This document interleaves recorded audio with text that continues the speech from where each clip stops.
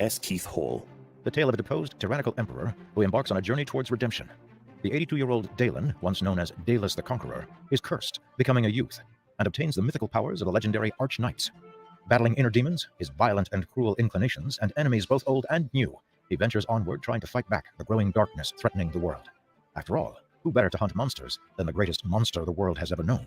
This novel is gripping and masterfully crafted within its world. Chad Brooks defies all preconception of a first novel and hits the ground running with a skill few writers can match. Seth Patchell. Shadow of the Conqueror is based in one of the most well-crafted and unique fantasy worlds the genre has seen in many years, and fans of the novel have been craving to see it depicted visually. This is easily one of the most compelling works of fiction I've ever read. I could go on and on about how original the setting is, or how many times I was nearly brought to tears, or how absolutely riveting the action is. But nobody wants to read a 10-paragraph essay, so I'll keep this short. 10 out of 10. Michael. Now, Shadow of the Conqueror is coming to you in an epic graphic novel adaptation with the incredibly talented art of Mike S. Miller. This will bring its dark, confronting story to fans and new readers alike in another beloved format, making the story more accessible than ever before, and enabling current fans to enjoy it in new ways. I was engrossed in the tale of the Conqueror. I laughed, cried, growled with anger, and shouted with joy. But also during this entertaining ride of emotion, I came away with mental growth and new perspective on the human condition. Andrew Johnson. Mike is a 28-year veteran of the comic book industry, famous for his work on DC Comics' Injustice series and George R.R. Martin's Game of Thrones-related graphic novels. I've read so many novels I've lost count, fantasy genre or otherwise, but in my opinion, this is one of the best. Seaton 425. The author of Shadow of the Conqueror, Chad M. Brooks, has been a fan of both comic books and Mike's work for many years, and is thrilled to be working with him to bring this graphic novel to the highest standards possible. I don't typically listen to audiobooks multiple times, but this is my 4th time through, and I'm loving it more each time. Highly recommend for anyone who loves fantasy action stories. C. Barker. The book will be separated into 4 graphic novel volumes. This first one, entitled Enemies of Self, has 48 pages of stunning art visualizing the amazing and unique world of Everfall with some of the best work Mike has ever done. It must be admitted that there was a large amount of skepticism when this book was recommended. However, a story that would leave the reader hooked and begging for more was not something that was expected. The overall plot and flow of the story was simply phenomenal. I highly recommend this book. It is filled with action, humor, love, hate, science, and the psychology of the human condition. History Rewriter. Separating the book into 4 volumes gives great opportunity to adapt more of the work and even add new content not seen in the original novel. Far from being given secondary regard as a token adaptation that doesn't accurately represent the source material, the graphic novels are being made with the intent to form a crucial part of the Everfall story, revealing fascinating aspects to the characters and world not found in any other format. Powerful and gut-wrenching. I laughed, introspected, winced, wondered, cried, and will be revisiting this world. Michael Larson. At the time of launching this Indiegogo campaign, the graphic novel is completed and ready to print. This is not to fund the creation of the graphic novel, but to give you the chance to get your hands on it. We will be able to place a print order as soon as this launch campaign ends, and you will get the graphic novel in your hands much sooner without needing to wait for the graphic novel's completion. With the launch of the graphic novel, I'm very excited to announce that during this Indiegogo campaign, I will be releasing a refined version of Shadow of the Conqueror as a 2nd edition version. This is not the sequel, but a more refined and polished version of Shadow of the Conqueror, with an incredible new cover made by Chris McGrath. The 2nd edition will at first be an exclusive in the Indiegogo campaign, where you will be able to get your hands on a limited edition version of the 2nd edition novel with the graphic novel covers, which will not be available ever again once this launch campaign ends. And in addition to this, we've gone even further and made premium, high-class, display-quality, collector edition, leather-bound versions of the 2nd edition novel and graphic novel, both of which will be available for a limited time during this launch campaign. Way better than I thought it would be. Bought because I watched Shad on YouTube. I never thought his book would be as good as this is. Kind of blown away. Jevin Curley. With special collector edition covers and limited Everfall merchandise, this is your one and only chance to secure these special versions of this phenomenal epic fantasy graphic novel. Just because the mainstream comic book industry is declining in both quantity and quality doesn't mean we still can't make great graphic novels for those who love them and attract new fans to the format. Please share this Indiegogo campaign with as many people you feel would be interested and who would love to enjoy such a visually stunning and emotionally riveting story as this Chronicles of Everfall, Shadow of the Conqueror, Volume 1, Enemies of Self.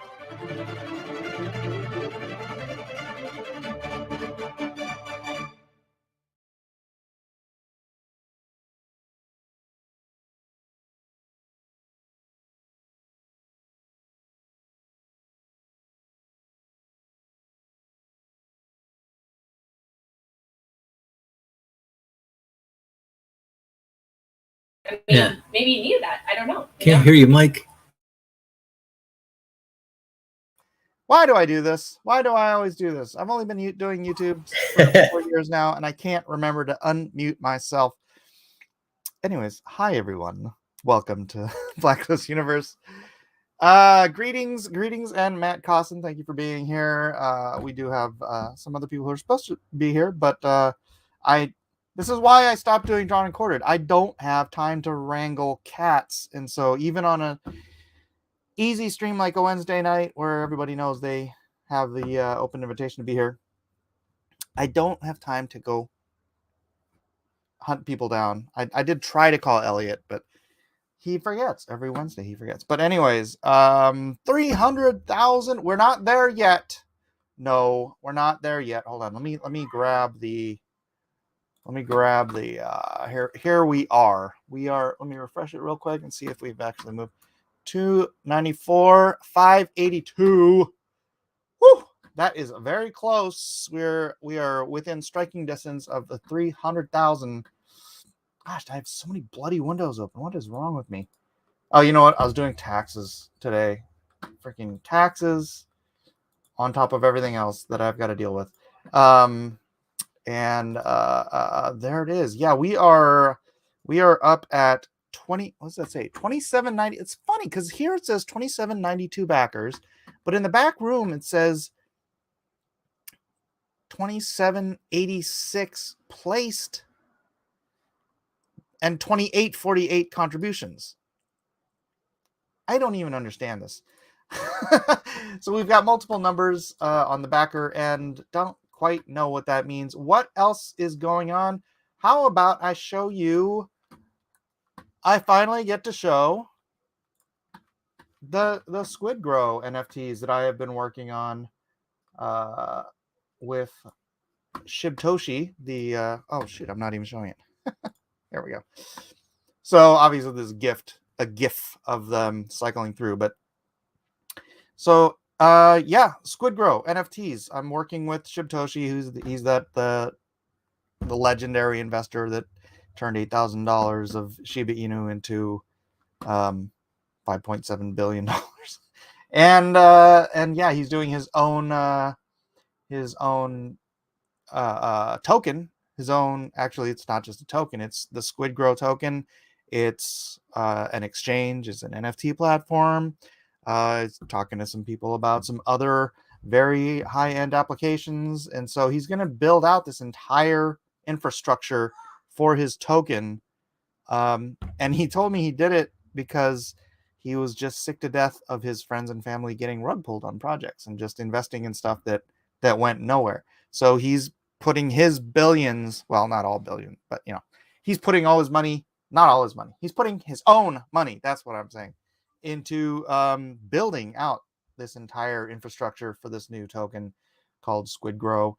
And one of those things is an NFT line by yours truly. So finally, I get to show it. I haven't been able to show it, right? Because it's all kind of behind the scenes stuff, but here it is. And these particular ones, it's if you get one of the ones that has one of those Polaroids in their hand, you get whatever's in the Polaroid as well. And if you might notice, those of you who notice these things, that those are Mutant Ape Yacht Club NFTs. The floor on Mutant Ape Yacht Club is 14 ETH right now. So you might pick yourself up a Squid Bro, we're going to call them Squid Bros, NFT, and end up with a very, very valuable NFT that just gets airdropped into your wallet. I'm going to turn this thing off because it's really bright. What do you guys, on or off, guys? What do you think? This frame thing I got going. On, off, on, off. Off? No comment. All right. Hey, sorry about that. Zero comment from the Peanut Gallery. Dang it, my Rumble. I was trying to live stream this to Rumble, but for some reason, the StreamYard is not talking to Rumble. That's very annoying to me. Were you doing that before Rumble? I did a live stream the other day to test it out because I have enough subscribers on Rumble to live stream. He's just not working, so I don't know. And it's very weird, dude. We only have 11 people watching. Is that legit? Is YouTube not sharing it because I am also sharing it to Rumble? Yeah, I don't Guys, know, man. are you getting your notifications, or are you just here because it's Wednesday at 7? I got notification. You did? Okay. Yeah. I got notification too. All right. Well, that's weird that there's so few people here. I don't know, man. Not I don't believe in social media anymore, so I don't even care about getting followers anymore. I'm done. I just wash my hands of it. Well, I just want people to, be here. It's not about the. Yeah. No, I mean, I don't even know if people are seeing what I'm posting. So, I post stuff all the time, and I never see no one comments on my stuff. So I'm like, once in a while I get comments, but It's true. It's usually the same people, Yeah. Well, Kevin Hulk. Kevin. That's okay. Kevin Sharp. Dude, screen names screw me up sometimes. Oh, sorry. It's all right. Kevin Hunk. Our dear friend Kevin Sharp is here. Ask your buddy Shad to show up. You'll get followers. I sent Shad the link. If he has time and he sees the link, he'll pop in. That's just kind of how he does.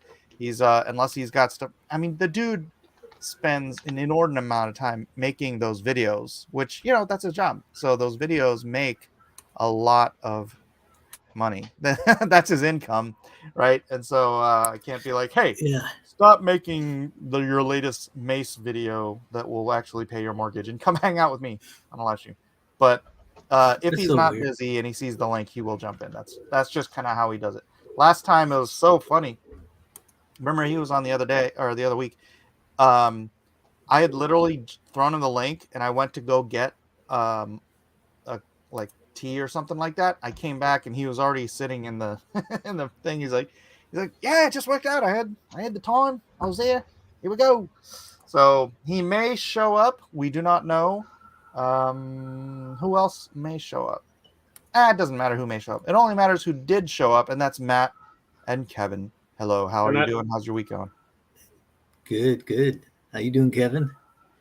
Not too bad. I got a little appointment in the morning. I don't know how long I can stay on, but I want to try to stay on as long as I can.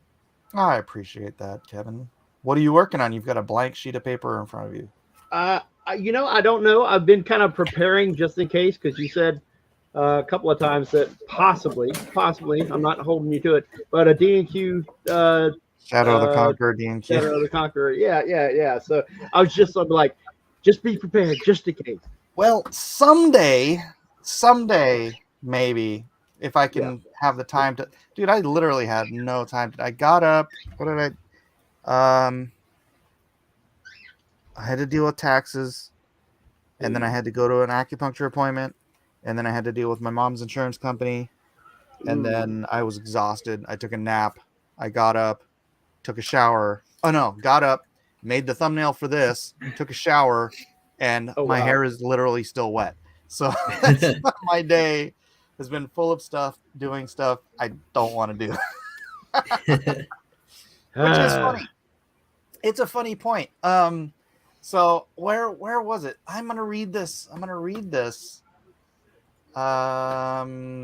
was one of my recent comments. Let's go to my studio. Where's the comments? Comments. All right. La.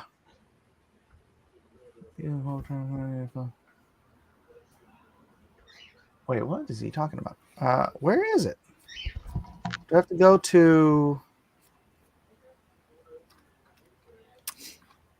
published? I want to go to published comments. Where the heck did it go? It was on my old video that was asking, like, what should I do with this channel? And Eric Masario, who used to comment on every single one of my videos, piped in. And he was saying, and I don't want to say it wrong because I don't want to get it, but screw it. I'll just get it wrong.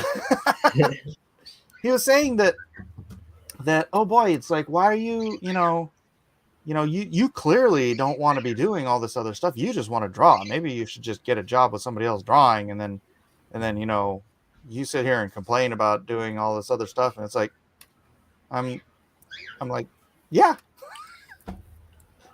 I'm like, I don't want to fulfill. I mean, I'll fulfill because it's part of the thing, but it's like, dude, you don't go hire like a race car driver to be your, to cart kids around on a bus, right? Or, you don't hire a doctor to take out the garbage or clean the toilets, right? It's like there's highly skilled jobs that only certain people can do. and then there's jobs that require pretty much no skill that I can force my children to do, right? Like, and so the idea, I don't understand the idea that it's wrong to say that I don't enjoy doing all these tasks that anybody can do when it's taking me away from being the only guy that can do the thing that you want me to do, that anybody, that I want to do, first of all, and that, anybody who's a fan of mine would want me to do. My fans don't want me packing envelopes. My fans don't want me, freaking do whatever. They want me to be creating content, creating art, creating stories, creating NFTs. Right? Exactly. I mean, if I could afford to just hire a company to do all my fulfillment, perfection. And so I don't know. It was just a very, very strange quip. It's like, although if I remember Eric's previous montage of comments in the comment section, he's always complaining about me somehow or another. So whatever. Jeff Potts says you don't hire a professional wrestler to give enemas. Very, very true. Very true. You don't hire an acupuncturist to stitch t-shirts together. I don't know. This could go on all night. All right. Fuzzy Creature says, I know it would be a tough arrange, but if you could convince Beekler and Shad to show up in the same place with a bit of hype, maybe it's too late for that to get it going. Here's the thing about Gary. Gary never, ever responds to texts or anything. And this goes way back to when I met him and I hung out with him at San Diego Comic-Con, and he was like, and I said, hey, I'm going to be in San Francisco this weekend. And he's like, yeah, man. He's like, here's my phone number. Text me. We'll grab dinner or something like that. So I get to San Francisco and I text him and nothing. And then like I'm on with him and he's like, I suck at responding to something. I'm like, so I just kind of gave up on Gary. But I still like Gary. Gary's a good guy. Obviously does great content. Oh my gosh, he's grown probably 5-6-fold since back then. I think he was at something like 80,000 subs back then, and now he's like at 500,000. Nerdrotic. Oh, okay. Fuzzy says, I know it is. Impression that Gary is on Gary time. Yeah. Is he a comic guy? He's a YouTuber. He's a commentator. He's what else do you say? He comments on all the pop culture stuff. He's kind of the biggest voice in the culture war commentary space right now. Oh, that's right. I think I remember him now because big beard. He came into the local comic store. Coke bottle glasses. Yeah. He moved to Texas, right? Yeah, he used to own a comic book store. Yeah. And Quarter Black Garrett works for him. Yep. Quarter Black Garrett Gary hired him away from Crowder. Yep. To be a producer on Nerdrotic. Whoa, how do you do that? Well, because Cash? Garrett, no. Garrett is more a nerd than a political junkie. And he was just having so much fun doing the nerd stuff. You remember he used to do Nerds the Roundtable with me? Yeah. Oh, yeah. Yeah, because he wanted to do nerd stuff. And so we did that. He wanted to get away from talking about politics all the time. And so, working with, or just being a guest with Gary and talking to him and whatnot. And that all just worked out. He'd rather do what he super, super enjoys than be on, one of the biggest shows. Although, look how big Gary's getting. So as long as he's doing what he's enjoying, and he is, so, and I'm sure he's getting paid fine for it too. I don't know what his paycheck is. That's none of my business. It's crazy when I hear these YouTubers how much they make, because I'm like, I know it's crazy. I'm like, I don't even know how they make that much. It's all through ads. It's all through Google ads. But there's one guy, he was on YouTube and he said he had 98,000 subscribers and he made like $100 a month. And I was like, how in the world is he going to make that much? Because he's not getting video views. It's video views, and your videos have to be monetizable. I see. So, and yeah, there's also the super chats. The super chats, Fuzzy Creatures. Fuzzy Creature is like the only person talking in the chat right now. Dang it! This Rumble symbol is pissing me out. You know what? I'm just gonna remove it. All right, no more Rumble. I'm not even gonna try. It just won't populate the Rumble. So, save changes. All right. Maybe now that Rumble's not on there anymore, YouTube will help get this out there. Fuzzy Creature says 10-minute videos, popular subjects, etc.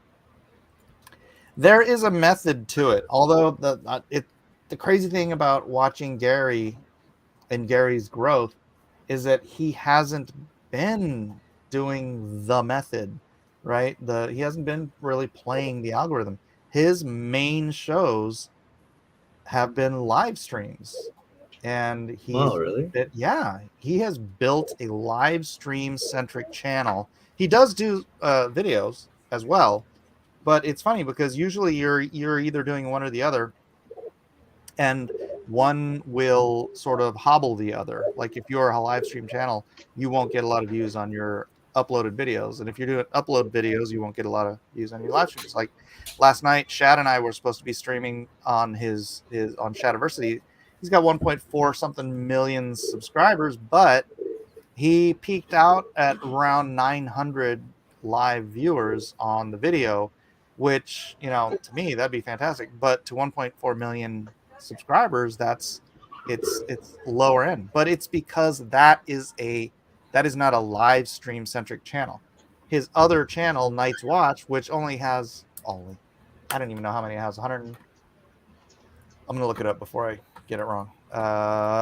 Night's Watch has 118,000 subscribers. He regularly gets over 2,000 live viewers because that is a live stream channel. So it is the audience that you cultivate is the audience that, you know. And he was talking about it last night about how, like, those shorts he was doing, the shorts, even though they get millions of views because they can go viral and everybody sits there watching shorts, they got him subscribers, like a lot of subscribers, but those subscribers aren't video subscribers, they're short subscribers. So it's like the algorithm will only push other shorts, but he's like, they're not watching my long form content. The shorts don't pay jack, like literally jack. He said like he got like 10 million views, made like $50 off of the shorts. How does it make sense though? What, they charge you by the minute? They give you money by the minute, or man, what? There's no advertising in it. It's crazy. Really? So you have to have a certain amount of time for the advertisement to pop in? Hold on a second. I wonder what that is. There's got to be a place to fix. I want to figure that out because I want to do upload video content because I'd rather do that than live streams. But I'm trying to figure out if I do that, I want to actually take time to do that stuff. I want to figure out all the ins and outs of how and when is the best time to upload and all this stuff. I don't want to just blindly go in and do all this work for nothing. Yeah, there is. I don't know what it is. There are peak times to upload videos. Hey, drawn and quartered. Look at that.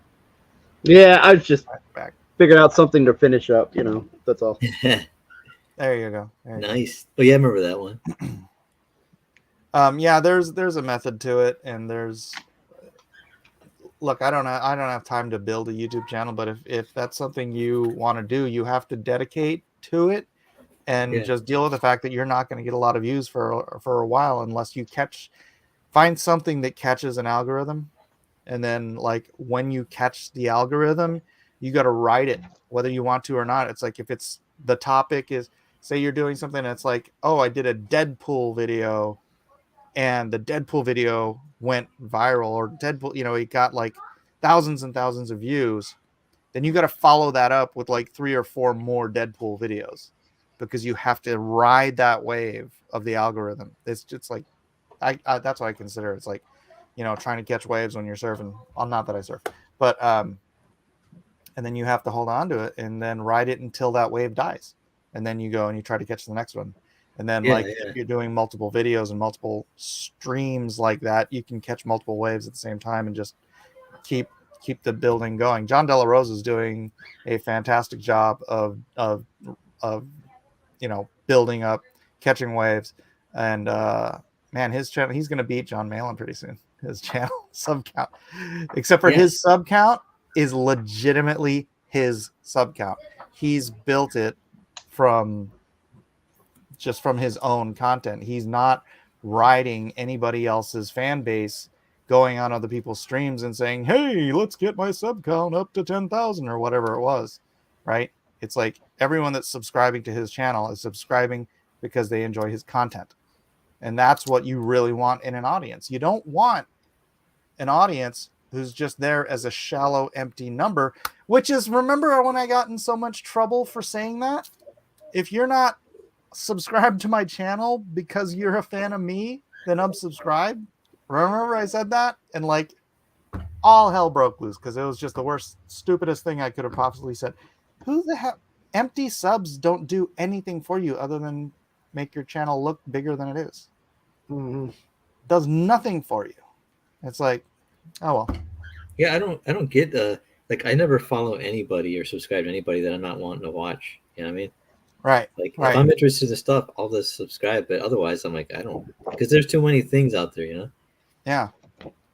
I don't like the alerts too. I'm like, I want to know exactly. I want to see this stuff, and so I'm like, yeah, I want it to pop up. And, dude, I'm subscribed to so many things because JoJo will get on my account and just click through and subscribe to the dumbest channels. Oh yeah, I know what that is. Yeah, I can't even tell you how many channels I'm subscribed to. So I just flipping through them. I'm like, why? Yeah, no, kids. That's the thing is like some of these YouTube channels, they're just complete garbage, and you're like, how do they get all these millions of subs? And it's because kids subscribe to them. Yeah. I mean, I watched like one. True. I watched one where this guy. Well, my one friend, his son was like 4 or 5 years old, and he subscribed to these nonsense YouTubers, just nonstop, just nonsense, literally. And this guy's got like 20 million followers. I'm like, what the heck? And it's stupid content. And I'm like, oh, it's all these little kids. Just click on it, watch it for a little while, and then turn it to another one. And watch it a little while, and then turn another one. And they're subscribing to all this. Actually, and behind here, the Wheel of Time. So I was reading. Yeah, he was a U.S. Marshal. Okay, I didn't think he was. And there was a few other people that were talking about Bass Reeves. Remember Bass Reeves? All right, hold on a second. I'm gonna play part of Adam Krigler's show here. Who's it? Adam Krigler. Adam, he used to be the guest host on Tim Pool, and then he and Tim had a falling out, and so he ended up doing his own show. But I want to play this. I'm sure he won't strike me, but let's see. Get this up. Because I've been talking to Adam off on Twitter, so check this out. Week, maybe it was Friday or Thursday. Blacklist Universe. Remember this? Mike Miller. He commented, and there was a few other people that were talking about Bass Reeves. Remember Bass Reeves? I was pimping David, cowboy dude that got freed and then became a sheriff or no, he wasn't a sheriff. He was a marshal. Adam was a marshal. A marshal? I don't remember. I don't remember exactly. All right, but badass dude. He arrested like 3,000 people or something and shot a bunch in self-defense. Anyway, I just saw, and Mike Miller has hooked me up to be able to check it out before it releases. That's right. Yeah, so I contacted Mitch, and I'm like, hey, can I get PDFs of Bass Reeves? It's like I'm trying to get somebody to pimp it on a show. So. I'm very excited.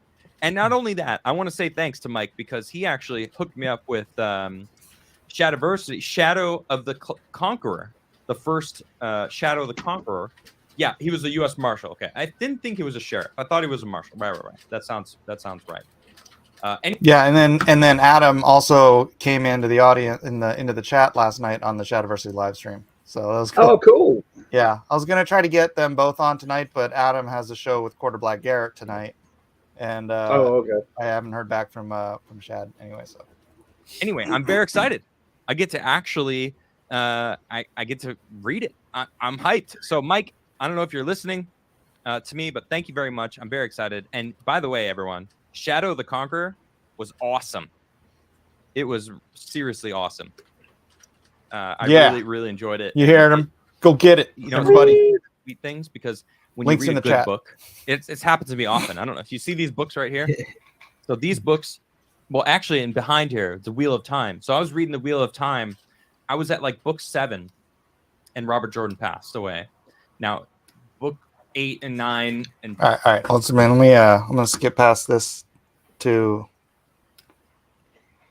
another part. Is that Tom McDonald? Oh yeah, that's cool. I saw that on Twitter. Hold on. I actually got told in the chat or in the Discord that Adam was talking about it. And so then I went in, I watched it, and then I came in and I super chatted. But I'm trying to see if I can get to the place. There we go. Hold on a second. Chris just said, thanks for the shout out. Just caught up. Also, Hey, perfect. Drew, New Spring, Wheel of Time. Wait. What? Look at him. Wait, where's my New Spring? Man, look at those Batman figures and the Captain America behind that one guy. Wait, hold on. I have the New Spring.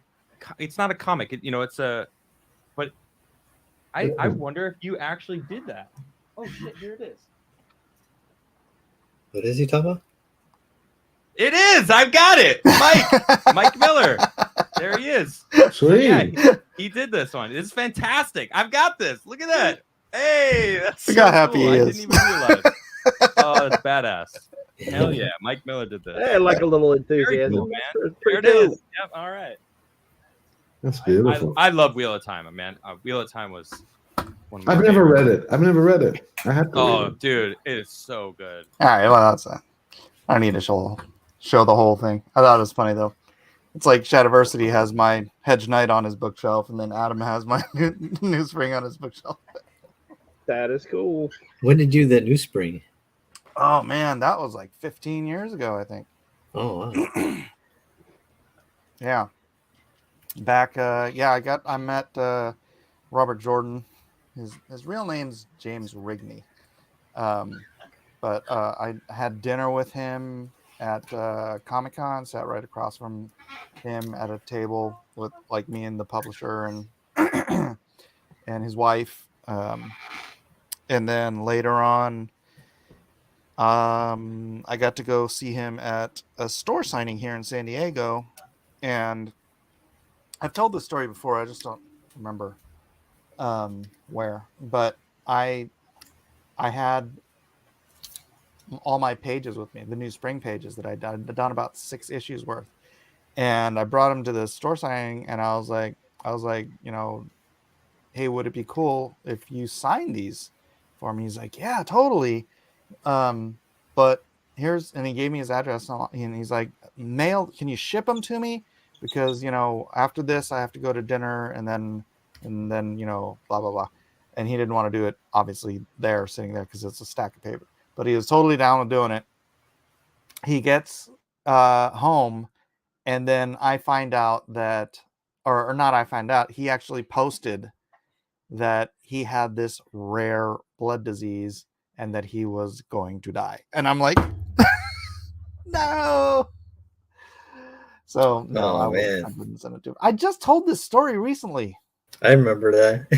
Right? Yeah, someone said, I thought Mike was about to say, and I sent it to him really quickly. And he's like, I did send it to him. I got it on the next FedEx out. I paid for priority. FedEx Express. No. He's like, it's like the Homer Simpson where he gradually like fades into the bushes. You like took back the package you're about to send out. You slowly reel it back. Oh man. Yeah, exactly. So yeah, no for that. But I think I'm gonna send Adam a page from it since he's all excited about it. So I still have I have a significant amount of those pages left, or because I don't post my stuff for sale anywhere. So anyways, that's what's up with me. I feel like I've been monopolizing this conversation. What is up with you guys? How's work? How's life? How's anything interesting that you've been watching? Let's see. Oh man, I love Tubi. TUBI, that streaming channel. I have Roku channel. You know the little USB stick you stick on your TV, and you can watch Roku channels. Oh, I have heard of that. Yeah, and it's for free. And I watch Tubi for free, and that's like 10 times better than Netflix. I have Netflix too, but this one is like it's got all of the like 70s, 80s, 90s, 2000s like TV shows and movies, and for free you can just watch them. Of course, it comes with commercials, but you can like create an account for free and like put them on a save list and watch commercials, or you can pay small fee without the commercials. But man, I'm telling you, I've been like it feels like a Blockbuster Video back in the day where you could rent really weird movies that you would see on the shelf, like, oh, this looks interesting, and oh, it's awesome. What was that? Sorry, I don't know. I thought I was said muted. something. Oh, but yeah, I'm telling you, there's a movie with Gary Busey I just put on my save list, and that one black actor from The Running Man and Alien, he's like Youssef something, I think. He's got like an African name, but he's kind of a really squared up guy and really respected. But anyway, he's in that with Gary Busey, and he plays like a ex-vet who like comes to hometown, and there's a motorcycle gang that he's got to deal with, and the guy who plays the motorcycle gang leader is the guy from he played the dad, Conan the Barbarian's dad in the first film, and man, it's so cool looking the trailer. I'm like, oh, dude. So I'm like, and this is the one thing I watched for the first time. I watched the movie with Paul Newman and Tom Cruise on The Color of Money. Oh yeah, directed by Scorsese. Man, dude, I was just like, that movie was so like, it's like I don't know, it's like eating fast food for a lot of years, and all of a sudden you sit down and you eat actually a good steak dinner at some restaurant. You're like, whoa, have you seen The Hustler?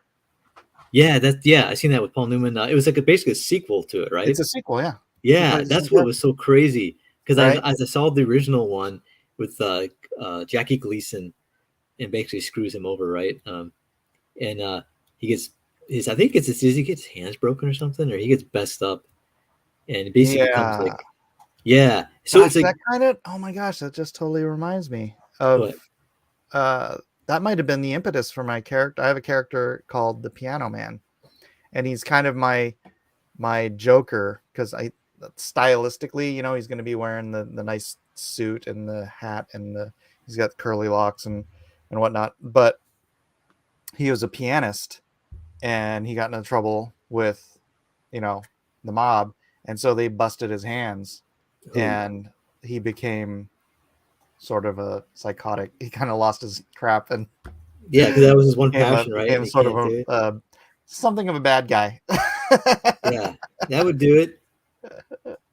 That's like, I wonder if you did a story about an artist who had his drawing hand broken, and all of a sudden he's like, there you go. That's it, man. Like Michelangelo, but he can't sculpt anymore. Yeah, he got his hand amputated or something, or cut off from some Yakuza fight. I don't know. He owed money to Yakuza. Yeah.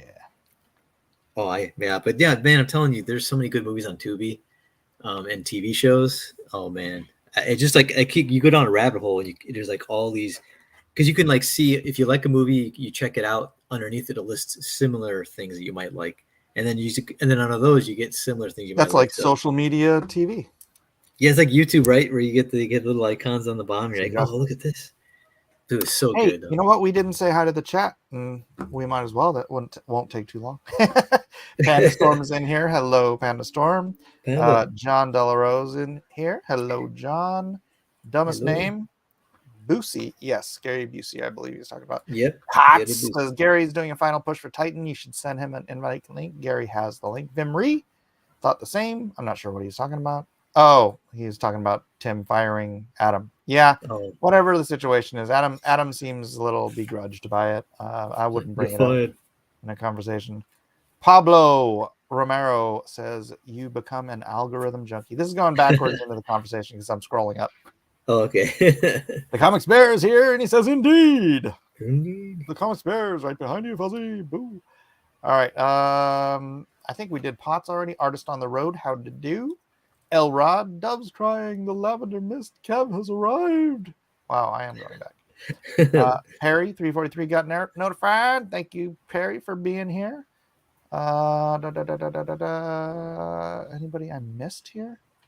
Panda Storm says Samwise. 2B is Oh, great. Samwise has to catch this later. Darn it.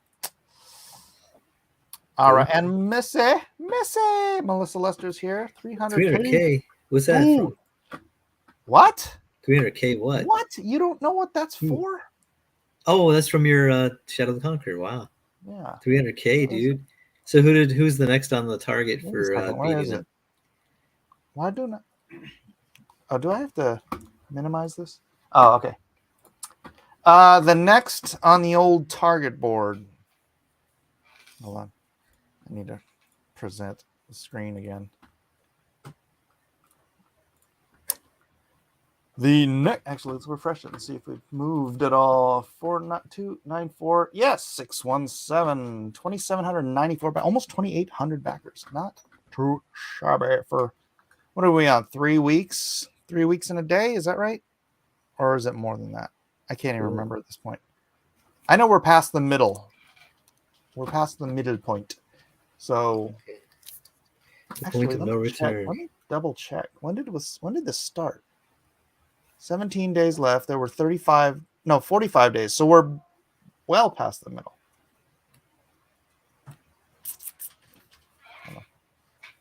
Sorry, I need to look this up real quick. All right, so we are. Where is the? Here we go. 1, 2, 3, 4, 5, 6, 7, 8, 9, 10, 11, 12, 13, 14, 15, 16, 17, 18, 19, 20, 21, 22, 29. This is the 29th day. It's almost been a month. Wow. Almost been a month. Okay, so yeah, every Tuesday it's a week. So 4 weeks, 1 day. Well, 4 weeks and 12, 13 hours. And then there it is. Not too bad. We had a pretty good yesterday, 62.56 after doing that full live stream. And yeah, the reason that I wasn't on the live stream, Shad and Nathan, is that Nathan? They couldn't figure out, they couldn't get the audio to go. It was the weirdest thing because we were trying on StreamYard and then we were trying on Discord and they couldn't get the audio to connect for me to be on there. So we're going to try again later. Oh, Panda Storm thinks 2B is great too. And we're down to 10. Mass marketing for the loss. 17 days left. What day of the week does this end? Oh, that's a good question. So 14 days would be a Wednesday. 15, 16, 17. Thursday, Friday, Saturday. It'll be a Saturday, which Shad's knowledge of computer is potato is all I can figure. No, I mean, because I'm sitting here, I can see him. He can't hear me. And then it went like back and forth where he could hear me, but I couldn't hear him. And it was like, they were working on this thing for 40 minutes. And finally, I'm just like, you know what? Just go live, dude. I don't want to disappoint the fans because there was like 380 people waiting for this thing to start. And I was like, just go without me. Save yourself, Shad. Yeah. Yeah, 10 people watching. That's all right. We'll make this a short one. Kevin's got a short night tonight anyways, and I have not gotten to do any actual work today, so it'll be good to actually sit down, whip out the iPad, and do something of profitable value. So, what's that? What's profitable value? Yeah, I'm just being sarcastic. Yeah. By the way, I have posted an early reveal of the teaser of my next book in the general section of Mike's Discord channel, the Blacklist Universe Discord channel. Yes, I do have 2. Almost always the solution is to restart the software. Yeah, they tried that. They tried it. It didn't work. I don't know what it is. Next time we'll have to get it figured out before starting a live. The thing is, he rarely. I mean, so rarely that I may have been the last live stream guest on his channel, and that was like a year and a half ago. He Oh, wow. doesn't do it. He doesn't do it. He does in-house guests and he does pre-recorded videos. So Yeah. it was a special occasion that he just couldn't get figured out. So it is what it is. For 5,000. What's the math on this? $5,383 until we get to 300,000. Shad doesn't have a stream. He probably doesn't have a real audience. Let's see. Let's see what kind of audience Shad has on his channel.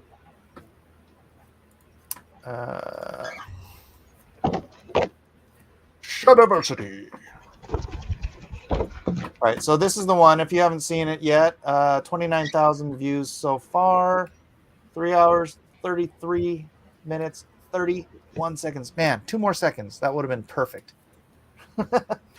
Let's see. His Rings of Power main battle fight scene autopsy video did 128,000 views. And this is great. See what's popping up when I scroll over it? Oh, cool. Yeah, he drops these intro videos to the beginning. Here, let's just watch one real quick. So when he starts a video, he doesn't do it like I did with the whole, Greetings, I'm Shad, and welcome back to this battle scene autopsy, because we're actually looking at a battle. Not the first time. We did have a look at the battle scenes from Mulan as a fight scene autopsy, but this one, we're looking at the battles and other combative elements from Rings of Power episode 6. They all blur together because it's all crap. Anyway, okay, yeah, there are things that we need to talk about, okay? And what we do here on Fight Scene Autopsy, we have a look at the combat in films, television, all that stuff, for how authentic, how realistic it is, because that increases immersion. And I know sometimes you might want to step over the line of practicality a little bit for the cool factor, but then there's stepping over the line and then leaping off a cliff. And we also do this for fun because we love breaking it down just because it's nitpicky and, as also educational. We're an educational channel here. So yes, we are going to get into it. Rings of Power episode 6. But if you're wanting to see something that's actually a good media, well, you can check out my graphic novel, which you can See get that over lead on in? Indiegogo. See if you that? like comic books, you're going That's to how love my Pro graphic does it. novel. And if you've never tried graphic novels before, this is a great entry point because, look, I pulled out all the stops. We've got some of the best art that you can buy. Mike S. Miller, he's an industry veteran.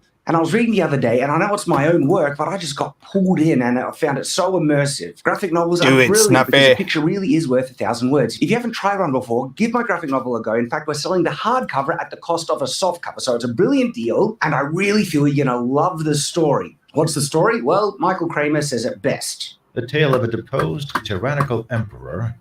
We watched that part already.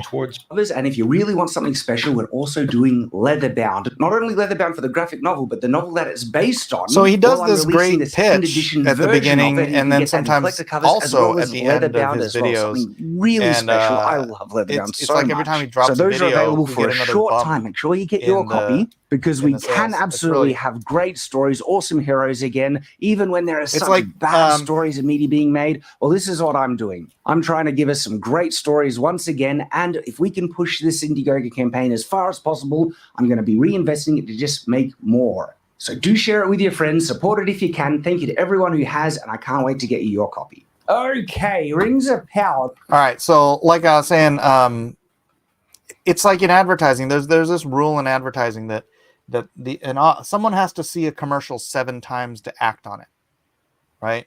And so I mean, Shad does like I was showing you. These videos get just stupid views. Like these are just his latest videos: 29,000, 128,000, 45,000, 206,000, 184,000, 183,000.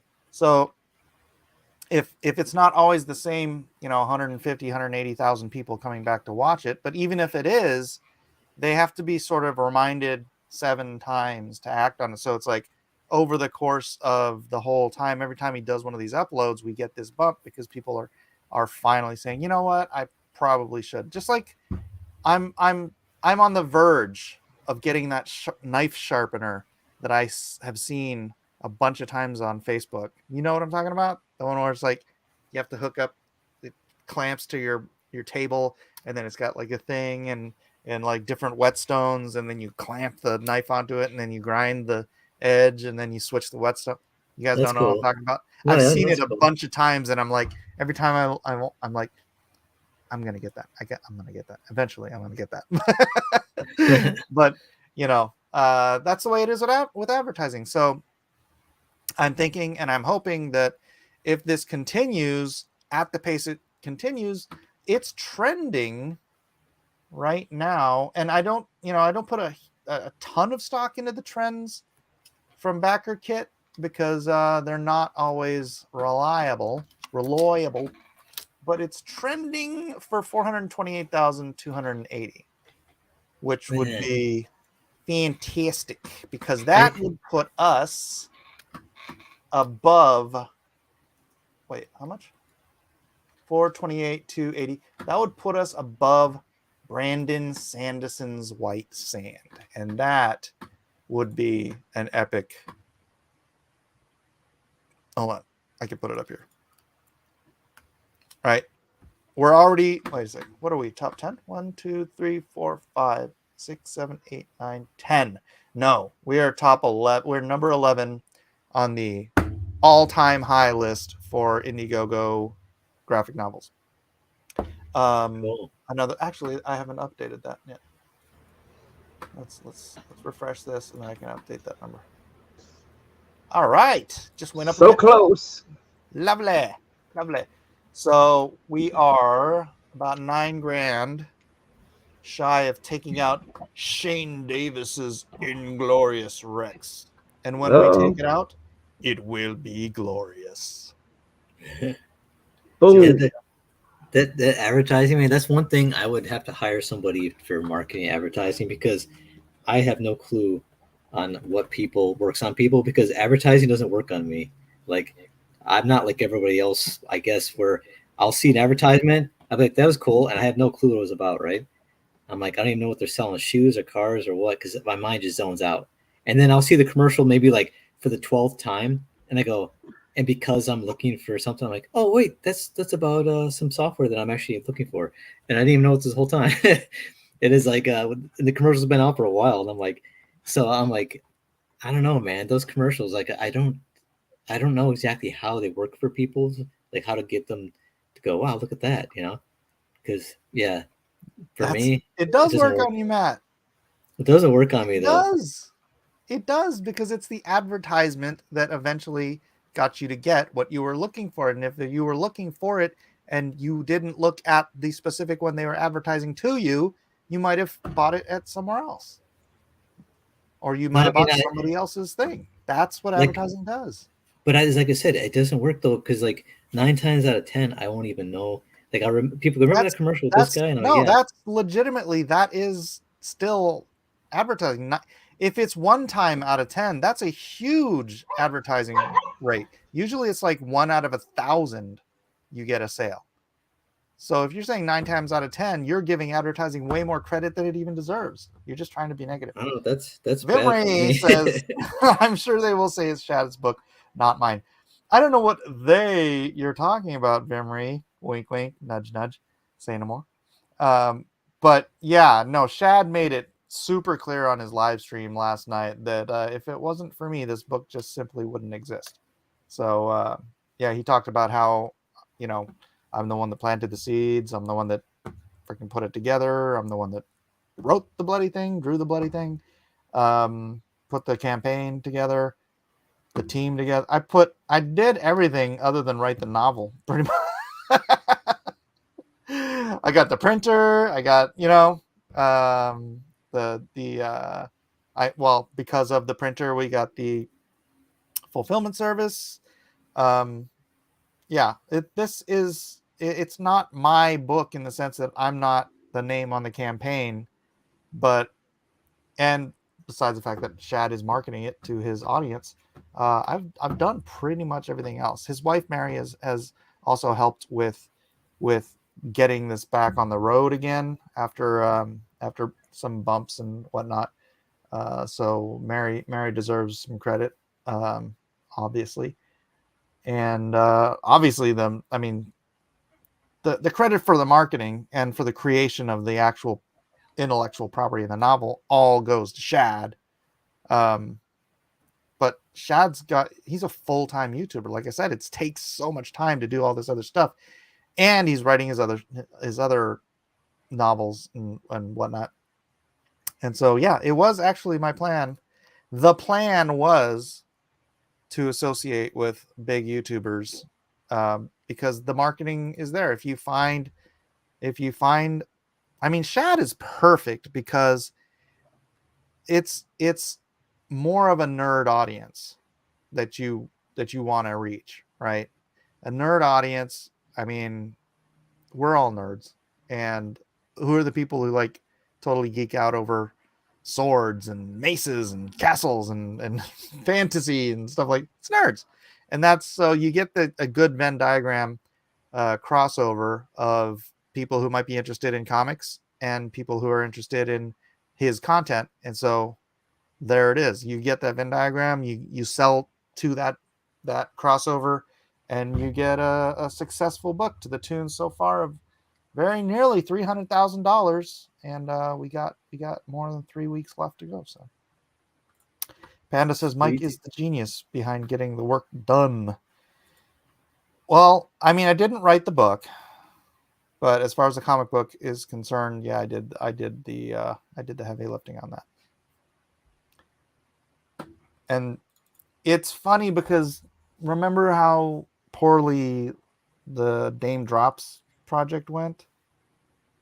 And it was like the idea was sound, the audience was wrong. Dame Drops was not the audience for a comic book. I don't know who else out there would be like in YouTube land who you could approach, because I mean, other than like if the Geeks and Gamers guys and Nerdrotic or whatever, and some of those guys are doing books. Drunk 3PO is actually making a book. Did you guys know that? Who's that? Drunk 3PO. I guess you don't know. I don't know. He's part of the whole Geeks and Gamers crowd. So, yeah, he's making a book. I'm sure it'll do well. Rackets has it on his to-do list. Yeah, I think I've heard him talk about that too. He'll do great because he has so much crossover with. It's not just LawTube. He's huge because of LawTube, which is not necessarily a nerdy audience, but he's got a ton of crossover with Yellow Flash and with Nerdrotic and all those guys. So it would be a similar audience that doesn't require getting on a lifeboat.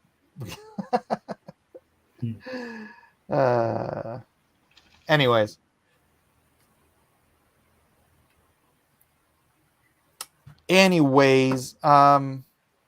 Yeah, let's tighten this one up and make it just an hour show. We're just about there. Kevin. Yes. Why don't you give us a little? I put the link to your campaign in the description. Oh, it's Gary. By the way, it's Gary's closing out Titan Mouse of Might. Let me do that first, then Kevin, you can give a little. Titan Mouse of Might, Volume 3. Boom. Oh my goodness, he's almost at $8,000, 141 backers. Link for this is also in the description. If you have not already picked up Titan Mouse of Might Miasma, give Gary a chance. It's a fantastic. Check it out. Yeah, everybody check it out. Gary's a good storyteller. You guys need to get in there and check that out. It really is good. Check it out. Oh, Snuffy just bought the signed leather collector set. Oh, Snuffleupagus. I'm trying to remember what Snuffleupagus even sounds like. Thank you, Snuffy. We do appreciate it very much. Very much. And we'll give it a refresh after we pitch Titan Mouse of Might Miasma. Not his asthma, but miasma. You know, like, what am I at? Anyways. Fantastic, beautiful art, great story. Gary's upstanding young man. He's actually older than me, I think. But just great stuff if you're really into just good Yeah. graphic novels. Yeah, the first two are fantastic. This one looks to be even better. I think Gary's really kicking up the art on this project. Yeah, Like, it looks great. Really, he's just putting his all into this stuff. Yeah, look at that. That's some good storytelling, guys. Yeah. Again, link is in the description, but here, let me throw it in the chat. It's Gary's one of the good ones. So yeah, get that in there, and then let's refresh this since the new leatherbound was picked. It probably kicks us up for $295, $281. Yay! Sweet. Thank you very Sweet. much. Thank you, Snuffy. Thank you, everybody. Yeah. And then let's go over to Dragon Guard. Link for this also in the description. Kevin, Yes, as sir. you can see down there, is the artist, writer, creator for Dragon Guard. Come on, let's go. $56,985. 916 backers. You're going to have a lot of fulfilling to do, my friend. Yes. All right, Panda. Thank you for being here. We'll see you on the next one. Good thing you Panda. Hero versus Villain double page spread. Yes, that's for sale. Somebody had backed out of one, and I've got that on there now, and I've got it at a nicer price than what it was. So if you want to check that out, want to claim that, it's a nice double page spread. I know, bro. That thing's cool. All right, and what is Art of Dragon Guard for $4? Yeah, it's a little supplemental book. Little tiny supplemental book that's going to have just some sketches and things in it. $4? Yeah. That's nothing. And here on the screen, I can show you. There's if I could fit it in here. Let's see. Yeah. Let's see what you done. There we go. That's the heroes versus the villain double pager right here. That somebody gave up. Wow. Dang. Why would they give that up? That is awesome. I don't know. Kevin. Somebody from Canada. So.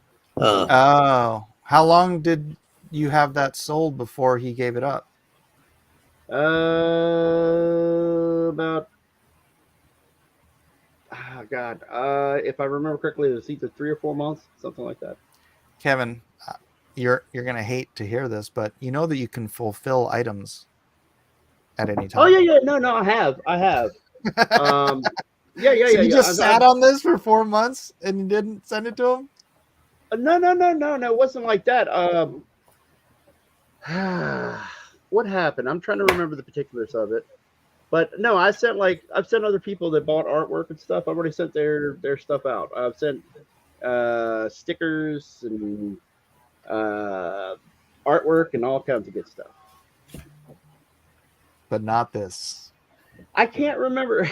I'm telling you, there was something to it, and I can't remember exactly what it was. And then there was a whole bunch of problems with his bank in Canada and stuff like that. And I was like, okay, let's get this done and get it refunded or whatever. So, but it's got a nice price on it here, guys. So Yeah.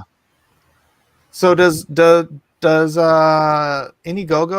debit that from you, or do they just put income on hold? No, I had to do it through his bank and through my bank because of the period. Yeah, it was a nightmare. Yeah, sounds like it. Yeah, and also slightly suspicious, but I won't get into that. Because of one of the banks, there was a lot of problems. Sheesh. And there was a lot of problems on his end, and then he called me all kinds of names for it, and I was like, "What, dude?" Yeah, the dude was blaming me. He's like, "You're not going to screw me on this." I said, "I'm not going to screw you on anything. Your bank is messing up here, and I can't get the payments to go through." Wow. And then he would send me the information. It wouldn't go. I'd try to send it through, and then I'd send him an email and say, "Hey, it's not going through," and he's like, "You're not going to screw me on this, blah, blah, blah." And I'm like, dude, I'm not trying to do anything. I'm trying to give you a refund. It's so nightmarish, man. It was. You seriously just should have sent him the art. Yeah, exactly. I agree. Fulfilled. Yeah, man. If you pulling that stuff on me, I'd be like, oh, sorry, can't do it. Yeah. Yeah. It's strange how that happened with your bad attitude. Yeah. Well, yeah. Once the kind of like the insults are starting, when I'm actually like trying to send him this stuff, and then I was like, man, I'm a nice guy, but there's a point where I cross a threshold where I start really getting nasty, because like my thing is I respect customers, I love people, and if you're nice to me, I'm nice to you back, and everything else. And then yeah, but once you cross that being a douche line, you're done. Yeah, but I kind of lose it. There's a reason why I have high blood pressure. So yes, true. Yes, it's I get a little nasty. That's what I'm saying. Being around you is good, is a good influence, Mike, because I can at least calm myself down, and I don't use curse words and things like that on your stream. And your mitigating factor, I'm just like, it's like, or a calming factor. I mean, excuse me, and just much better, much better influence in my life, man. That's nice to hear. Thank you very much. Well, all right, ladies and gentlemen, please do get Dragon Guard if you have not already. And if you've got deep pockets, dude, go get yourself that double page spread. Look at that thing. It's beautiful. It's ready. It's ready to go. It will go. I have Mylars ready. If you don't know what Mylars are, they're these nice, thick plastic sleeves that protect the art when you mail it. I have those ready to go now. I got a shipment in recently, so I can ship you artwork. Yeah, the Mylar top loaders. Yeah. Mm-hmm. And I think Mylar is something different. No, they're called well. I think there's different kinds of Mylars, right? There's different thicknesses or something. I don't know. I'm pretty sure it says it on the actual package, but really, yeah, that's interesting. Yeah. Anyway, the point is, I've got it. I'm ready to go. So if you decide to get it, you can contact me, and then that lovely double pager spread will go out immediately.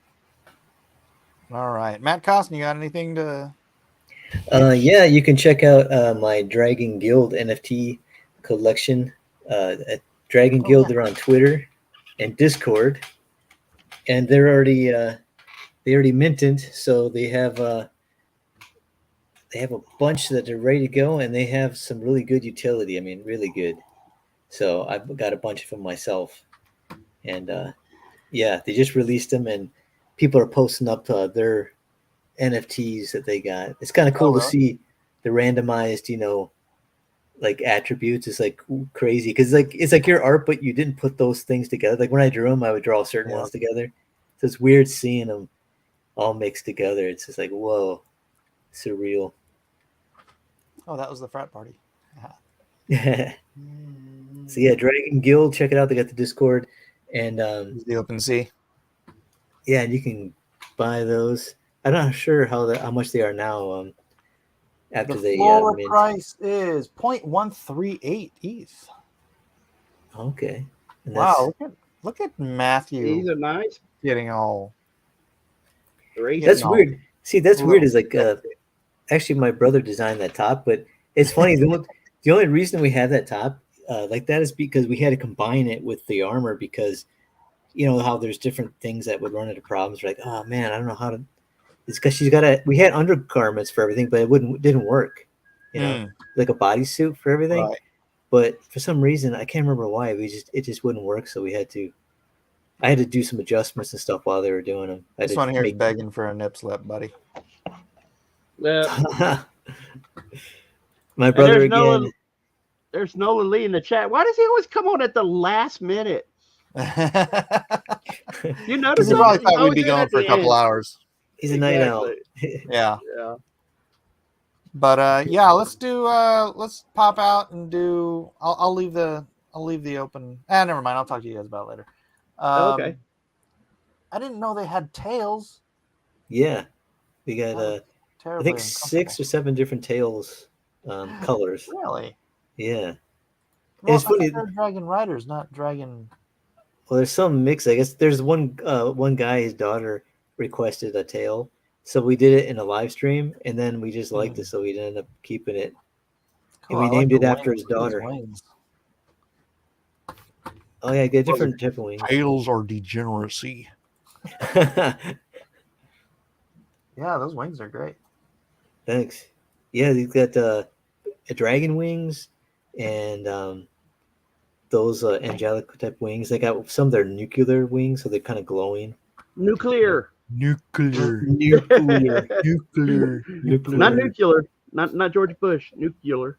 Oh, that's funny. Last night on Chad's thing, I was only in the chat, and we were like, we were ramping up the smash that like button thing. It was like, smash that like button, slay that like, conquer that like button. And at one point I put, nuke that like button like it was Nagasaki. And somebody in the chat's like, whoa. No. Oh, no. I just messed with you, Carson. I'm sorry, man. Nuclear. It's kind of like milk. Some people say milk. Milk. Have you seen that? Milk. That? Yeah, it's Yeah. milk. What are you talking about? It's milk. He's like, it's milk. Milk? I said milk. Milk. Yeah, these look great, dude. So many freaking variations, varieties. Thanks. Fantastic, buddy. Thank you. All right, Yes. well, I'm jealous. That is it for us. Actually, here, let me drop that in the chat for you. Are they still minting, or are they? Is it just They're minty fresh? are they minted out? Yeah. They're all they I'm not sure what the term is, but minty. I mean, they already have them, so they're all Oh, they're I all got it. yeah. So you're minted out, yeah. 2,900. Yeah. All right. All righty then. Thank you everybody for being here. We're cutting it short tonight because I haven't gotten any work done today, and I need to. So, God bless us, everyone. We'll see you on the next exciting episode of Blacklist Universe. Oh wait, Thanks for double coming in, check guys. Enemy of the Self. Real quick before we go, give it a refresh. See if we moved, and we did. 295, 545. Let's go.